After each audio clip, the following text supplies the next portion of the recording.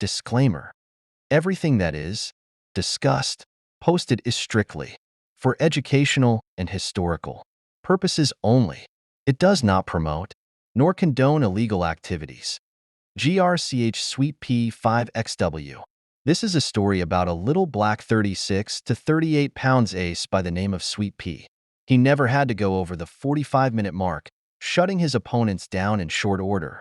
Sweet Pea was whelped in September of 1998. He is out of Clemens' Dick and Fat Bill's Ripper. Ripper had produced such good dogs as Tri-Valley's Brie, CH Orangadanga, Wicked, and other good dogs, and these dogs in turn produced well. So when Fat Bill told me of the breeding, I told him I had to have one.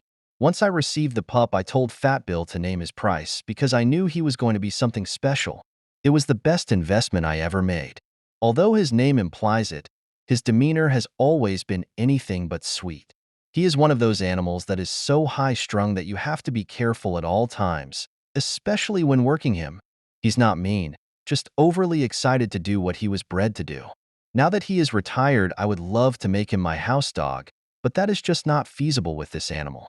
Through the schooling process, Sweet Pea showed to be really rough and intense. We were tired of him wrecking our own stuff, so we opened him up. For his first, we were hooked into C. Clark, breeder of CH Mammy, and his partner at the time, Ragtime. Their dog was a 1XW over the well-known S and W and P.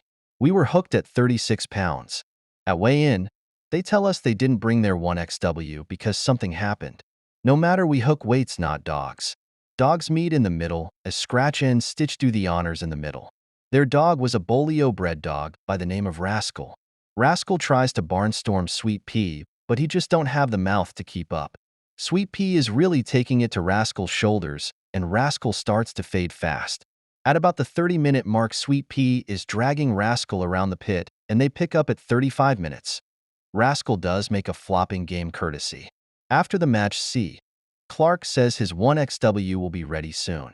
After a couple of weeks, I call Mr. Clark about his 1XW, and he states he will pass on the offer. I guess he realized the error in his ways. For our second, we were hooked into Pepperbox Kennels out of Colorado. We were to travel to NM and get it on at Rowdy Kennels. It was a 3-card show with us hooked with 2, into Pepperbox and Rowdy Kennels hooked into Stickboy. All good dog men, and more importantly, good friends and sportsmen. Once again, we are hooked at 36 pounds. Pepperbox has a 1XW over Stickboy, I believe, by the name of Goldberg. In the middle this time is Stickboy. Dogs meet in the middle, and it's fairly lopsided from the word release. Sweet Pea staying in the shoulders and doing some real damage. Goldberg is trying, but he's overmatched. Just like the first, Sweet Pea is now dragging a down dog around the pit. Pepperbox picks up, and Goldberg is a done dog. He can't stand to even try to courtesy. For our third, we hooked into a 2XW from SS/CNNs by the name of Junior. Junior is a Turtle Buster Chinaman crossbred by the AZ Kid. Junior showed to be a rough dog and actually beat us one time before. We hooked at 38 pounds with Bernardo in the middle.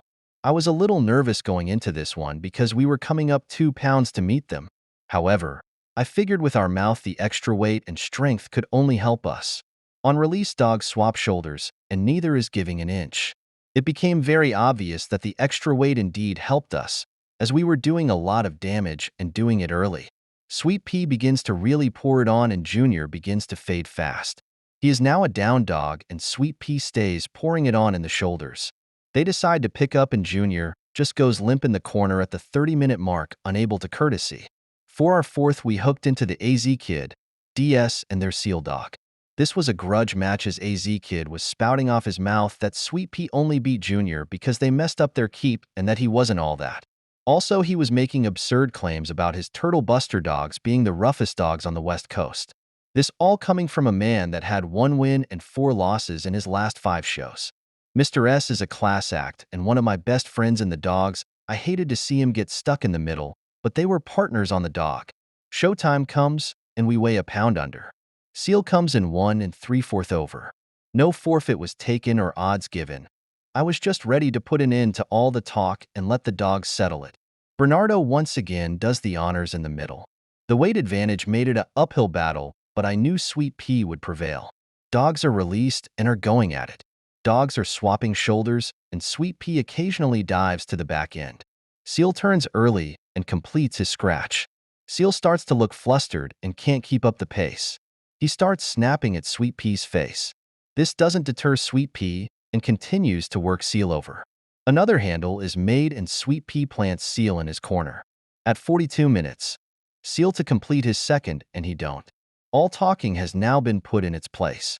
For the fifth, we are hooked into High Plains Kennels, and their dog is named number 5. Very ironic, isn't it? They come from the TX and M border, and this is the one that we can't beat. High Plains is known for having rough dogs, and the talk is Sweet Pea is gonna finally meet a dog rougher than him. We travel to NM once again and are part of a 4-card show. This was a very nice show with well-known dogmen from all around, including PD, WS, Over the Top Kennels, and a host of others. We are hooked at 38 and Bob A. does the honors in the middle.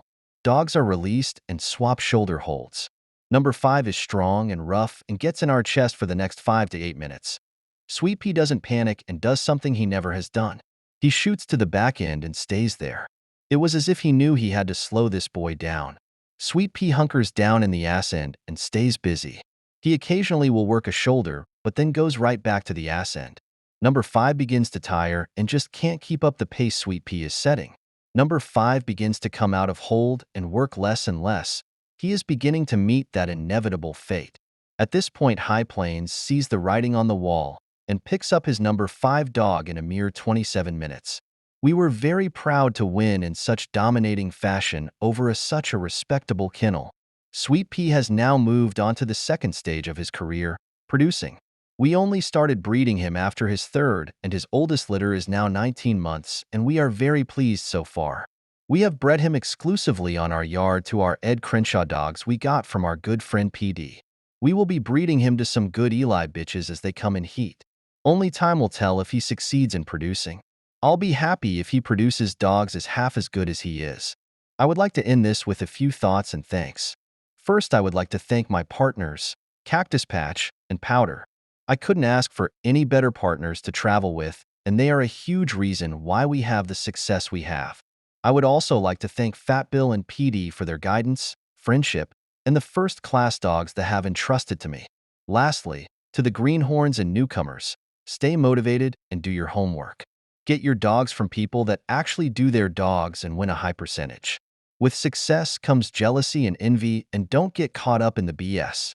You'll find that the people that talk the most actually do the least and can't talk about anything they have done, so they badmouth others instead. Or worse, they talk about dogs they never have seen. These people aren't dogmen, they're bullshitters. Learn to differentiate the two. Well, there you have it, folks, the story of CH Sweet Pea 5XW.